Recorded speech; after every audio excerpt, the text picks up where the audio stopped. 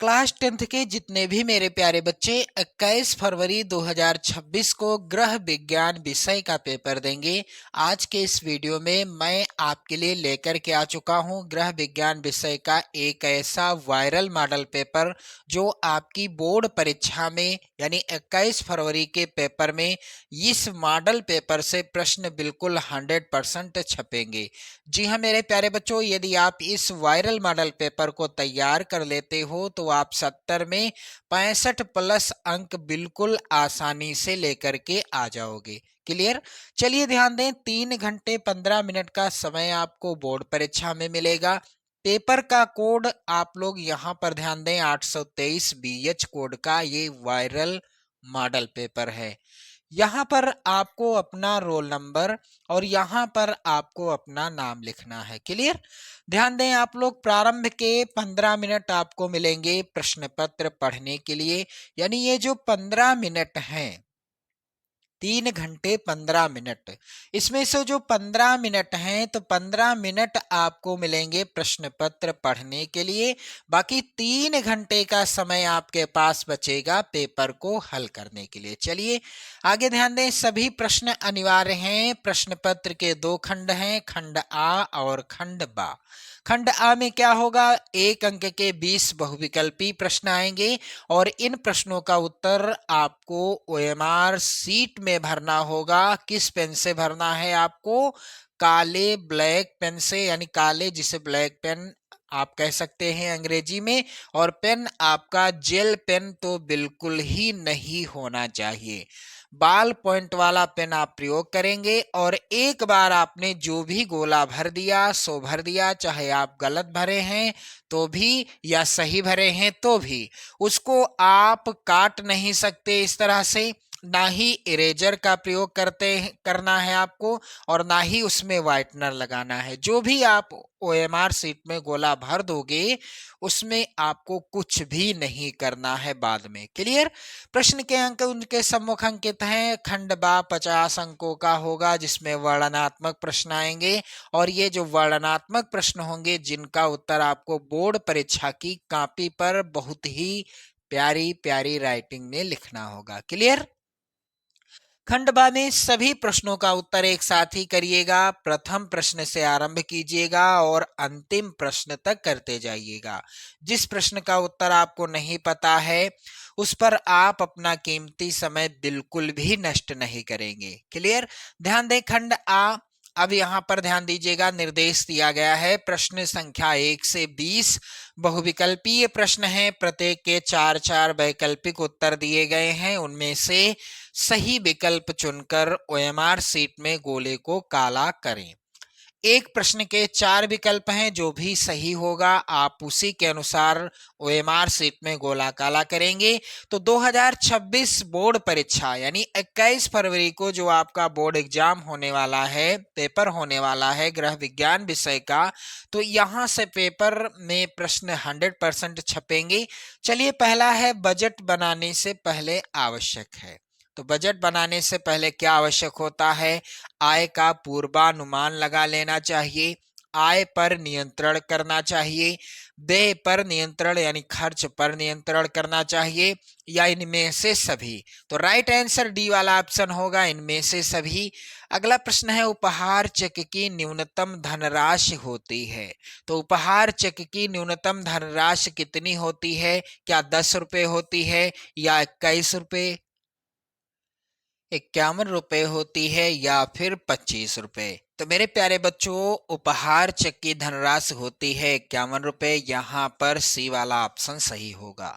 चलिए अगला प्रश्न है, वरिष्ठ नागरिक जमा योजना खाता खोला जाता है। तो ये खाता कब खोला जाता है? वरिष्ठ नागरिक जमा योजना, मेरे प्यारे बच्चों, इसका उत्तर हो जाएगा 60 वर्ष के उपरांत। पहला ऑप्शन सही होगा, 60 वर्ष के उपरांत वरिष्ठ नागरिक जमा योजना खाता खोला जाता है। क्लियर?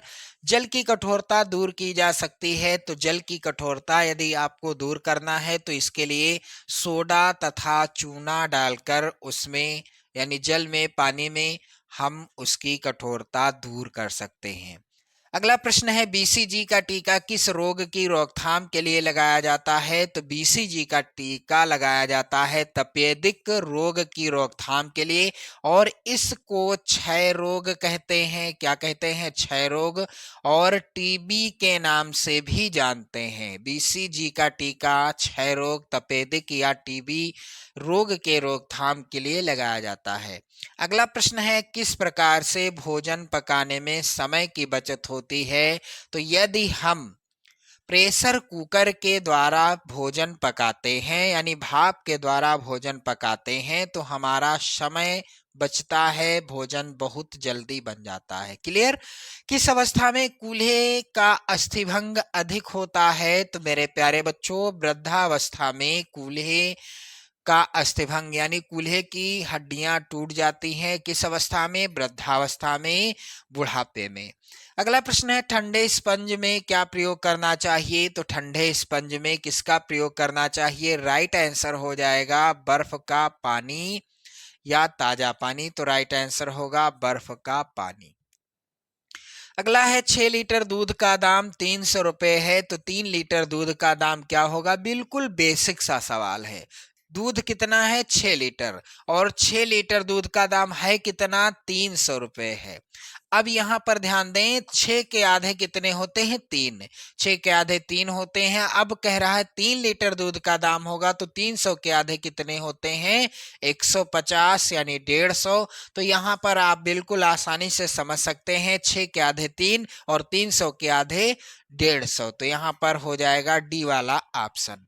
निम्न में कौन सा साफ तरल आहार है? तो मेरे प्यारे बच्चों, इस प्रश्न का उत्तर होगा फलों का रस। ये साफ तरल आहार है। प्रश्न संख्या यहाँ पर 11 है। नील का प्रयोग किस प्रकार के वस्त्र पर किया जाता है? तो ये जो सफेद सूती वस्त्र होते हैं, इन पर नील का प्रयोग किया जाता है।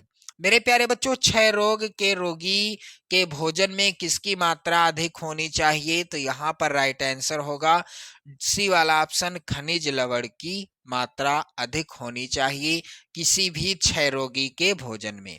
अगला है टिटनस रोग के जीवाणु पाए जाते हैं, तो ये गोबर में पाए जाते हैं, मिट्टी में पाए जाते हैं, जंगल के लोहे पर भी पाए जाते हैं। राइट आंसर होगा इनमें से सभी। अगला प्रश्न है कपड़ा काटते समय मेज पर बिछाने के लिए प्रयुक्त होता है, तो कपड़ा काटते समय मेज पर किसको बिछाया जाता है? क्या बिछाया जाता है? मिल्टन क्लॉथ बिछाया जाता है। प्रश्न अगला है सिलाई में प्रयुक्त गुनिया का आकार होता है, तो सिलाई में प्रयुक्त जो गुनिया होती है उसका आकार होता है एल आकार का। यहाँ पर बी वाला ऑप्शन सही होगा। अगला प्रश्न है अशुद्ध जल से रोग होता है, रिक्त स्थान में क्या भरा जाएगा? तो पहला ऑप्शन सही होगा, हैजा रोग होता है अशुद्ध जल के सेवन से। प्रश्न संख्या 17 है शरीर का तापमान देखने का अल्पतम समय क्या है? तो शरीर का तापमान देखने का अल्पतम समय है 2 से 3 मिनट। यहाँ पर बी वाला ऑप्शन सही होगा।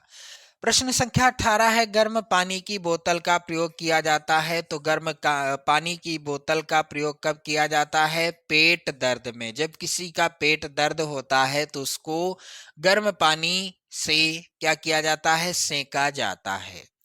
अगला प्रश्न है भोजन पकाने में प्रयुक्त जल को फेंक देने से सर्वाधिक हानि होती है। तो भोजन पकाने में जो जल यानी पानी प्रयोग में लाया जाता है, यदि हम उसको फेंक देते हैं तो इससे किसकी हानि होती है? इसका उत्तर हो जाएगा विटामिन सी तथा प्रोटीन की। बी वाला ऑप्शन सही होगा। अगला प्रश्न है धड़ के नीचे के वस्त्रों के लिए आवश्यक है, तो धड़ के नीचे के वस्त्रों के लिए आवश्यक क्या है? वक्ष, कमर और गला। इसके बाद अगला प्रश्न आप देखेंगे खंड बा में, और यहाँ पर भी निर्देश है।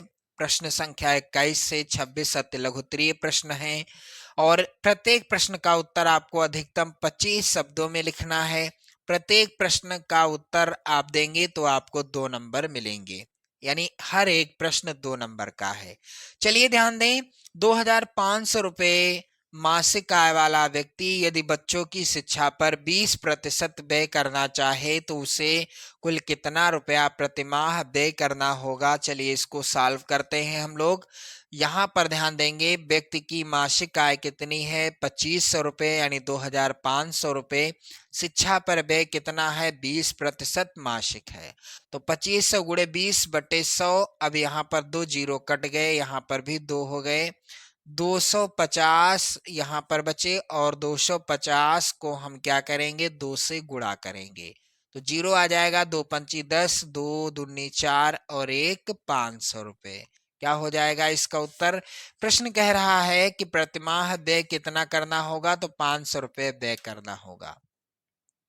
ऑक्सीजन का शरीर में क्या महत्व है, तो बिल्कुल बेसिक सा प्रश्न है और इसका बिल्कुल आसान सा उत्तर आप ध्यान दें। यहाँ पर प्रश्नोत्तर संख्या 22।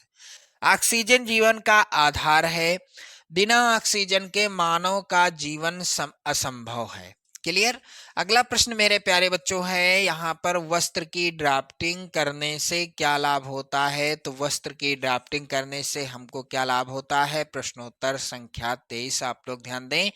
ड्राफ्टिंग का आशय है वस्त्र सिलने से पहले उसका खाका वस्त्र पर तैयार कर लेना या बना लेना।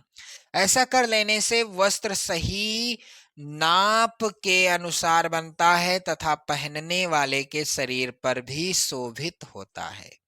अगला प्रश्न है मेरे प्यारे बच्चों, कह रहा है तरकारियों के छिलके छीलने से क्या हानि होती है, तो तरकारियों के छिलके छीलने से क्या हानि होती है। इस प्रश्न का उत्तर क्या होगा, ध्यान देना। तरकारियों के छिलके छीलने से पोषक तत्वों की हानि होती है। बिल्कुल बेसिक से प्रश्न का बिल्कुल आसान सा उत्तर है। चलिए अगला प्रश्न मेरे प्यारे बच्चों है, चल और अचल संधि में क्या अंतर है, उदाहरण दीजिए। प्रश्न इंपॉर्टेंट है और इसका उत्तर क्या हो जाएगा, तो चल और अचल संधि में क्या अंतर है। प्रश्नोत्तर संख्या 25। जब दो या दो से अधिक अस्थियां मिलकर ऐसा जोड़ा बनाएं जो हिल डुल ना सकें तो यह जोड़ अचल संधि कहलाता है। यानी जो जोड़ हिल डुल ना सके उसे क्या कहते हैं, अचल संधि कहते हैं। जबकि चल संधि में दो अस्थियां एक दूसरे के साथ इस प्रकार मिली रहती हैं, वह अपने स्थान पर रहते हुए भी किसी ना किसी दिशा में हिलडुल सकते हैं, उसे क्या कहते हैं, अचल संधि कहते हैं। क्लियर। अगला प्रश्न जो है ये सबसे ज्यादा इंपॉर्टेंट है और ये हर साल बोर्ड परीक्षा में आता है। जौ का पानी किस रोग में दिया जाता है, तो इसका उत्तर क्या हो जाएगा, जौ का पानी पेचिस तथा गुर्दे के रोगी को दिया जाता है। क्लियर। इस तरह से 8 प्रश्न हैं और सभी का उत्तर आपने देख लिया। चलिए आगे बढ़ते हैं। अगला है यहाँ पर प्रश्न आप देखेंगे, प्रश्न संख्या 27 से 31 तक लघुत्तरीय देखने को मिलेंगे और प्रत्येक प्रश्न का उत्तर आपको 50 शब्दों में लिखना होगा। हर एक प्रश्न 4 अंक का है, ये भी ध्यान रहे। और साथ ही मेरे प्यारे बच्चों एक चीज और आप लोग ध्यान दीजिएगा, ब्याज का क्या अर्थ है। ये प्रश्न काफी ज्यादा इंपॉर्टेंट है। 4 नंबर का हर एक प्रश्न है, पीछे आप लोग ध्यान देंगे। जो यहाँ पर प्रश्न मैंने आपको बताया ये भी इंपॉर्टेंट है। तो ब्याज का क्या अर्थ है, यहाँ पर इसका उत्तर आप समझेंगे। प्रश्नोत्तर संख्या 27। ब्याज एक ऐसा शुल्क है जो उधार ली गई संपत्ति के लिए दिया जाता है। यह उधार लिए गए पैसे के लिए अदा की गई कीमत है या जमा धन से अर्जित किया गया पैसा है। क्लियर। आगे बढ़ते हैं तो अगला प्रश्न यहाँ पर ध्यान देना आप सभी लोग, कह रहा है भोजन विषाक्तता से आप क्या समझती हैं। सबसे ज्यादा इंपॉर्टेंट प्रश्न और इस तरह के प्रत्येक प्रश्न 4 नंबर के आएंगे। यहाँ पर आप देख भी लीजिए 4 नंबर का हर एक प्रश्न है। चलिए ध्यान दें इसका उत्तर कैसे लिखना है, तो यहाँ पर ध्यान दीजिएगा। उत्तर क्या हो जाएगा, प्रश्नोत्तर संख्या 28। भोजन विषाक्तता से आप क्या समझती हैं। तो प्रश्नोत्तर संख्या 28 यहाँ पर ध्यान दें इसका उत्तर आप लोग। भोजन के अंदर उपस्थित ऐसे पदार्थ जो व्यक्ति के शरीर में जाने के बाद विषैले प्रभाव उत्पन्न करते हैं, इन्हें विषाक्त भोजन कहते हैं। भोजन बनाने एवं उसका संरक्षण करने में त्रुटियों एवं असावधानियों के कारण भोजन विषाक्त हो जाता है। चलिए मेरे प्यारे बच्चों, प्रश्न संख्या 29 है। सिलाई करते समय मशीन का धागा टूटने के कारण दीजिए। वेरी वेरी इंपॉर्टेंट प्रश्न है और इसका उत्तर कैसे लिखना है आप सभी को।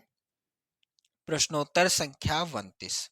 सिलाई करते समय धागा का टूटना, यानी सिलाई करते समय मशीन का धागा किन कारणों से टूट जाता है। पहला, धागा सही रूप से नहीं पिरोया गया हो। दूसरा, धागा कच्चा हो। तीसरा, मशीन के ऊपर व नीचे का धागा अलग अलग नंबर का हो। चौथा, यदि धागे का खिंचाव संभालने वाला स्प्रिंग अधिक कसा हो तब धागा टूट सकता है। सुई टेढ़ी या गलत लगी हो तब भी धागा टूट सकता है। सुई तथा धागे की मोटाई कपड़े के अनुसार ना हो तब भी धागा टूट सकता है। यदि मशीन के दांते घिस गए हों तो भी धागा टूट सकता है। क्लियर। चलिए अगला प्रश्न है, यहाँ पर घायल को स्थानांतरित करते समय किन बातों का ध्यान रखना चाहिए। तो मेरे प्यारे बच्चों ध्यान देना आप सभी लोग। घायल को स्थानांतरित यानी एक स्थान से दूसरे स्थान पर कैसे पहुंचाया जा सकता है। यहाँ पर उत्तर होगा घायल के स्थानांतरण में ध्यान देने योग्य बातें। तो घायल को ऊंचे नीचे धरातल पर ले जाने में कष्ट होता है, अतः उसे सदा सुगम मार्ग से ले जाना चाहिए। घायल का स्ट्रेचर सदा सीधा रखना चाहिए अथवा घायल को कष्ट होता है जबकि घायल के लिए जाने के मार्ग में गड्ढे और टीले आदि पड़ सकते हैं, यदि संभव हो सके तो उनसे बचना चाहिए। क्लियर। ध्यान देना इस प्रश्न का उत्तर। अगला प्रश्न है यहाँ पर, रसोई घर की व्यवस्था अच्छी होने से गृहिणी को क्या लाभ होता है। बिल्कुल बेसिक सा प्रश्न और बेसिक सा उत्तर आप लोग यहाँ पर देख लो। रसोई घर की व्यवस्था उत्तम होनी चाहिए। रसोई घर में चूल्हा यानी गैस चूल्हा, मिक्सी, जल एवं सारे बर्तन होने चाहिए। छोटी छोटी अलमारियां होनी चाहिए। उचित प्रकाश हवा की व्यवस्था होनी चाहिए। रसोई घर में रोशनदान अवश्य होना चाहिए। इससे गृहिणी को सब सारा सामान एक ही युवक या एक ही जगह मिल जाता है, उसे किसी वस्तु के लिए आना जाना नहीं पड़ता है। रोशनदान होने से उसे घुटन भी महसूस न होगी और उसे कार्य करने में सफलता भी मिलती रहेगी। क्लियर। अब मेरे प्यारे बच्चों, इसके बाद आप देखेंगे दीर्घ उत्तरीय प्रश्न, और ये प्रश्न किस तरह के पूछे जाएंगे आप लोग यहाँ पर ध्यान दें। इसके बाद मेरे प्यारे बच्चों आप देखेंगे दीर्घ उत्तरीय प्रश्न। यहाँ पर भी निर्देश है। प्रश्न संख्या 32 से 34 दीर्घ उत्तरीय हैं। प्रश्न संख्या 32 व 33 के विकल्प दिए गए हैं। प्रत्येक प्रश्न के एक ही विकल्प का उत्तर लिखना है और प्रत्येक प्रश्न के उत्तर 100 शब्दों के अंतर्गत ही लिखना है। मेरे प्यारे बच्चों, घर की आंतरिक सजावट से क्या तात्पर्य है, घर की आंतरिक सजावट के लिए किन किन सिद्धांतों को ध्यान में रखना चाहिए और क्यों। प्रत्येक प्रश्न 6 नंबर का आएगा। क्लियर। अथवा में है, हेपेटाइटिस रोग के कारण, लक्षण एवं बचाव के उपाय लिखिए। ये सभी प्रश्न आप तैयार कर लेंगे, यानी इन सभी प्रश्नों का उत्तर आप तैयार कर लेंगे। प्रश्न संख्या 33 है, सेंक से क्या तात्पर्य है, यह कितने प्रकार की होती है, किसी एक विधि का विस्तृत स्पष्टीकरण दीजिए। अगला है, वस्त्र काटने से पहले नाप लेना क्यों आवश्यक है, नाप लेते समय क्या सावधानी रखनी चाहिए। और प्रश्न संख्या 34 है, रोगी के भोजन से क्या तात्पर्य है, रोगी को भोजन देते समय आप किन किन बातों का ध्यान रखेंगे। अब यहाँ पर ध्यान दीजिएगा, इसके बाद कोई प्रश्न नहीं आएगा। तो इस तरह का वायरल पेपर है आपका गृह विज्ञान विषय का, आप लोग तैयार कर लें और शेयर भी कर दें। तो वीडियो को लाइक शेयर कर दीजिएगा, चैनल पर नए हैं तो सब्सक्राइब कर लीजिएगा। जय हिंद।